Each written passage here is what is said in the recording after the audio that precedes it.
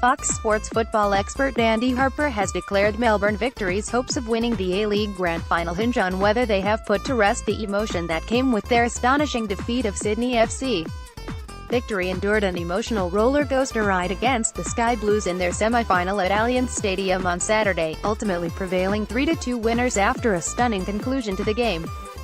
Having cancelled out a 2-1 lead, looking certain for progression in the 95th minute, Terry Antonis turned the ball into his own net, only to redeem the situation in the 117th minute with a goal born from sheer willpower. Related, we can be heroes. 6 players to watch in Saturday's A-League Grand Final victory clung on to the result from there, bundling out their fierce rivals and setting up an away Grand Final meeting with Newcastle Jets and with it, the chance to become the outright leader in A-League championships. Victory's win sparked scenes of sheer chaos and jubilation. One only needs to look at the reaction of their fans to see just what the win meant. Victory are hunting their 4th toilet seat though from the unlikely position of 4th.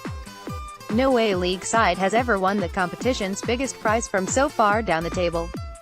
To do that, Harper said, Kevin Muscat's team must have put to bed the euphoria that came with their determined win. The biggest thing Victory have to overcome is the emotion of the win last week in Sydney, he said on Friday's Daily Football Show. A couple of years ago when Wanderers beat Brisbane in that semi-final, to come back from 3-0 and win 5-4, it took the Wanderers half a game to get into the grand final against Adelaide, which they ultimately lost. The first question I'm looking for is how long does it take Victory to clear their heads from that huge game against Sydney and get into game day mode against the Jets? I hope for the Victory's sake it's not too late by that stage. They could actually start the game really well, but that's a lingering doubt I have. On football terms, you can go right across both teams and you can eke out an advantage here or there for either, and if I was to do that, I'd probably say the wide players Barbara Sis and Leroy George tilt things slightly for Victory. But for me, how do Victory get over that huge night against Sydney and what a game it was, and get settled for a grand final match? That's the one I'm looking for. Victory will be spearheaded by marksman Bessart Berisha, who will be out to score a 6th grand final goal in an attempt to seal a 4th championship across spells with Brisbane and Victory.